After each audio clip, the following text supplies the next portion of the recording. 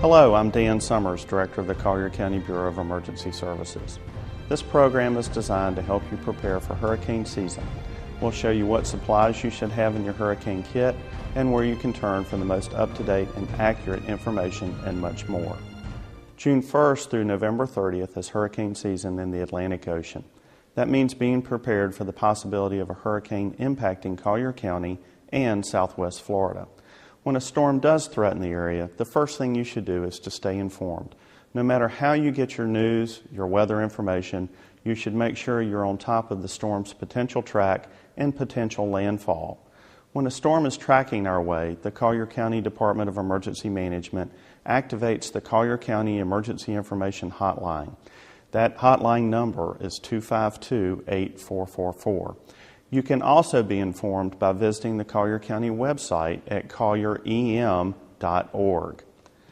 Prior to a storm, a series of watches and warnings can be issued by the National Weather Service.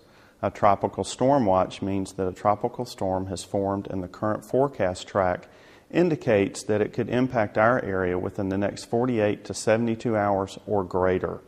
A tropical storm warning means that a tropical storm is tracking toward our area and tropical storm force winds and heavy rain could be felt within the next 24 hours. A hurricane watch is a forecast when a hurricane is expected to impact our area within 48 to 72 hours or greater.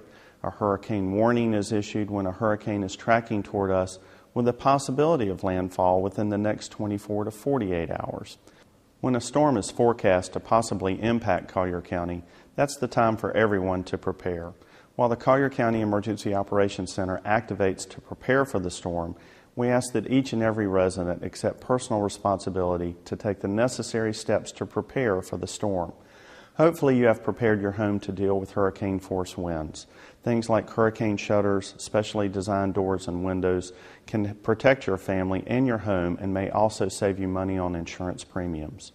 Once a hurricane watch or warning is issued for Collier County area, some of the things that we normally keep outside of our home will need to be secured or moved inside. Lawn chairs, barbecue grills, and bicycles are just a few of the things that will need to be secured or moved. Even items inside a screened pool cage must be secured or they become dangerous projectiles in the hurricane force winds. You also need to make sure that your personal hurricane preparedness kit is fully stocked and ready to serve you and your family. In any type of crisis or disaster, prior planning is a critical element, and when it comes to hurricane evacuations or in-place sheltering, having a 72-hour disaster supply kit for you and your family is paramount. In many cases, after a storm has made impact and passes through, you and your family may be isolated without electricity, without access to critical items such as medications, water, proper clothing, or a host of other necessities. It may also be impossible for emergency vehicles to reach you because road infrastructure is damaged or fallen debris has made it impossible to traverse. Therefore, the Collier County Bureau of Emergency Services strongly encourages all of its citizens to plan ahead and develop a 72-hour disaster supply kit that includes all the necessary items needed for you and your family members until you can move on your own or first responders can reach you. Here is a minimum list of supplies, but please add other items to your kit that would ensure that you and your family members are well taken care of. Non-perishable and canned food, plus a manual can opener. Drinking water, 1 gallon per person per day. Personal medications and prescriptions. A first aid kit. Baby needs, including diapers and formula. Battery-operated TV, radio, and flashlights, plus extra batteries. Blankets, pillows, sleeping bags, or lawn chairs. Sanitary supplies. Road maps, cards, books, and small games. Wet and cold weather clothing, plus pet foods if applicable. When a storm threatens, you also want to know where your important documents are. Things like birth certificates, deeds, mortgage papers, insurance papers, including your flood insurance policy, as well as contact numbers should be somewhere watertight and ready to move with you should you need to leave your home. For boaters, it's also important to prepare your boat for the storm. To help us in that area, we turn to Walt Jaskowitz from the United States Coast Guard Auxiliary. First, you want to get all of the electronics off there. You want to take off all your personal property, any objects that aren't tied down that can absolutely get caught up in the wind and do damage to other people's property. This also, you must take into consideration removing the canvas on the boat, your biminis, and get all of that off there so it doesn't do any damage, and it saves the insurance carrier on a lot of claims too.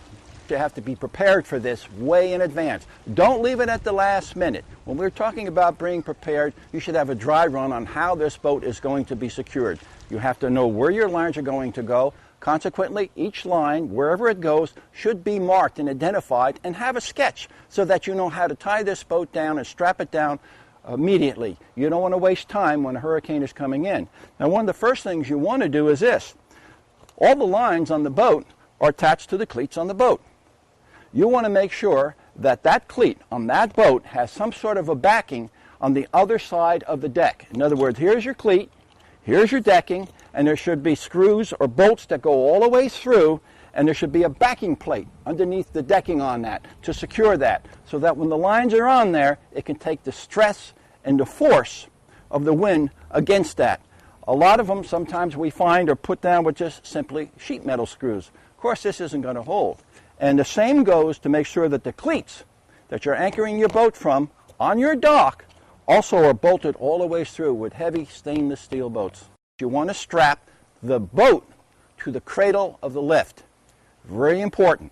Then the other thing you want to do is you want to raise the boat up on the lift, but you don't want to have it so there's a lot of freeboard above the piling height of your dock. Then the other thing that you want to do is you will now take the cradle that the boat is strapped to, and you will tie that and strap that to the pilings of your dock. And you want to make sure that they're strapped in such a way that the strapping does not ride up on the pilings and override the pilings. Then the third important thing is you will strap the boat to the cleats on the dock. That's usually a 2-point in the rear on the stern, and then you also have like on my boat, I have a 3-point strap on the bow to the dock. And then this should suffice, depending on the amount of the force of the hurricane, of course. Now we're getting into an entirely different scenario than having it up on the lift. Number one, you want to remove everything off that boat that you possibly can.